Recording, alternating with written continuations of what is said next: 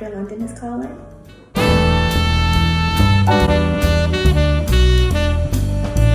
Hello, welcome back to my channel. If you haven't already, click that subscribe button. If you like the past videos, like, comment, do that little thing y'all do on YouTube. Today's video is going to focus on research, and in the medical field and different specialties, it's really key to have those research opportunities on your resume to be competitive. So I called up my girl Itza. She is amazing. Like, she's worked with NIH and everything. She even won the award at our school for like the top research opportunities. She's even over the research club at our school. So she is research through and through. So the best person to learn from is Itza. But I hope you guys enjoyed the video, and I'll see you soon. Bye. Hello everyone, my name is Itza Garcia. I am a student doctor or medical student at PCOM, and today I will talk about what it's like being a Hispanic student in medicine, but mostly I'll talk about research and how to take advantage of research opportunities as a medical student. I'll begin by saying I was born in Cuba. I am an immigrant. I immigrated here to Miami with my parents after taking a short detour through Costa Rica. Everything since then has been like this blinded journey. Everything we did from then on was uncharted territory, with no guidance, nothing. None of my family members were in medicine here in the US. So it was like a constant struggle of just figuring things out. This constant struggle, I think, actually ended up in me somewhere along the way thinking that I had some sort of intellectual inadequacy, which was actually what made me get into research, but I'll talk about that in a bit. So thankfully, what my experience from all that is, I think I eventually realized that this country has everything I needed. It offers so many options and opportunities. You just need to go ahead and look for them and take advantage of them. Which is the part I think people kind of don't realize. But if I were to do it all over again, I think as a minority, as someone that didn't have guidance, like there are so many others out there, I'd go ahead and seek out the help of mentors a lot more than what I did. So it's really surprising the amount of people that actually want to help and guide you. From where I come from, it's like, we got to this country on our own. From here on out, we're on our own. I think I adapted that mentality from my parents, so I didn't really seek out any help. I think medical students and doctors that have gone through what we're going through, I think they enjoy that feeling of being useful and making a difference in someone like us. So it's a great way, like, seek out a mentorship. It's a very symbiotic relationship because they get that out, and obviously we get so much out of it too. I would say that my experience as a minority who didn't have any relatives in medical field would have been made a lot better had I just actually seeked out mentors. It wasn't even help. It was just things that I couldn't have foreseen. Like, I didn't know what the MCAT was. I didn't know what, my parents didn't have any idea what anything. For this, you pay for that? Okay, sure, if you say so. Like, thankfully, by the time I had to apply to medical school, they were more financially stable, a lot more financially stable. So it wasn't an issue in that sense.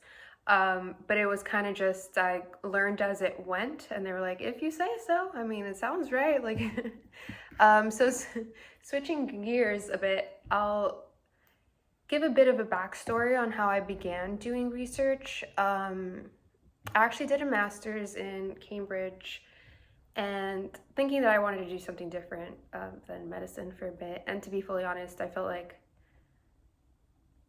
one of the reasons I did it is because I thought I wanted to just learn more about neuroscience, or just get into neuroscience, because I thought, like I mentioned earlier, my brain didn't work the same way that everyone else's did, or so I thought.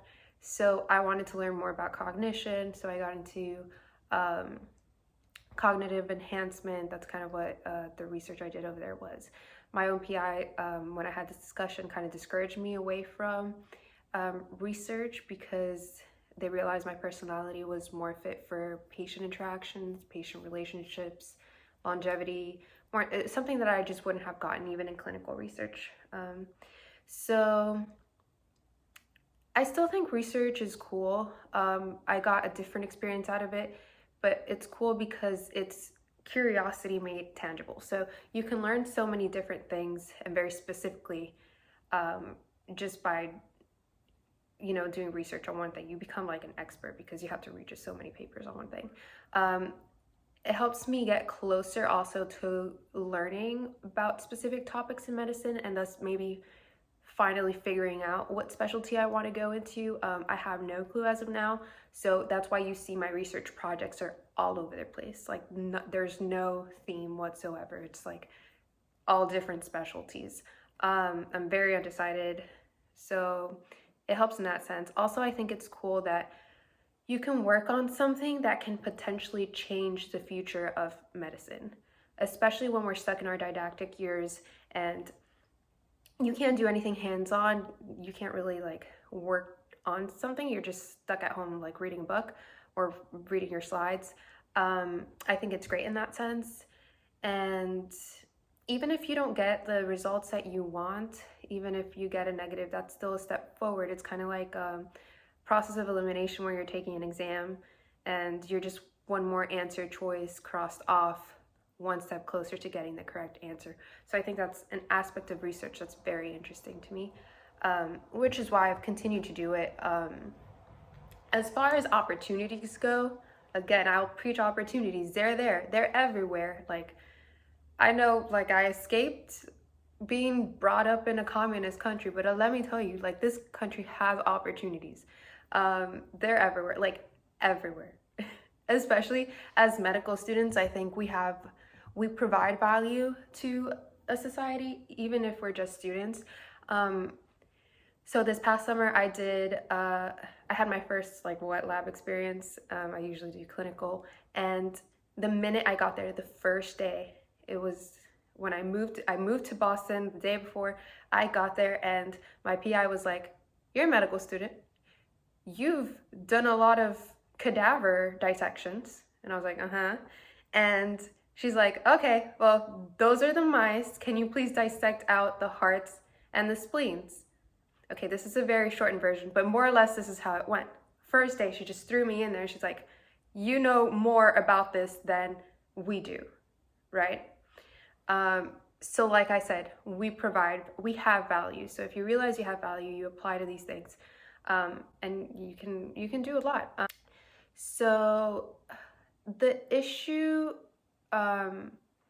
with these experiences, I guess the reason why it's hard sometimes for my classmates to go ahead and find them is because they do require time and effort, which is something medical students lack a lot of.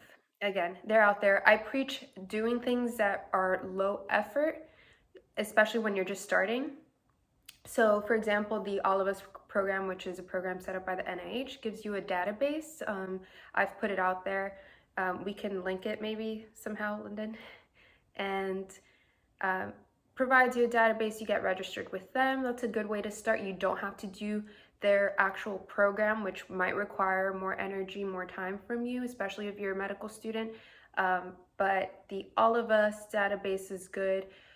Cadaver studies are just a quick write-up that you can do as a group. That's another great way to get started and have something under your belt in terms of research. And then what's another one? You can also go to your nearest hospital, or whatever hospital that your school is working with, and seek residents or communicate with residents or faculty that know residents in the hospital, because your school is going to know the residents that they have if it's affiliated. And what happens is, I believe the majority of residency programs require these residents to have some sort of research done by the end of their program, something of that sort. And these residents, if we don't have time, they got even less time. So it works out well for them to have a medical student to help them out, write up some stuff, take away some of that work from them, and we benefit from it as well. So we're actually doing a lot of that here at PCOM with Dr. Lloyd and Dr. Shaw, just pairing up medical students with residents with our adjunct hospital. So that's another great way. And then exploit your connections. During the summer, I had a great opportunity through exploiting my connections. So that's another advice I have. Aside from that, I hope some of this was useful. But yeah, thank you for listening in. Bye-bye.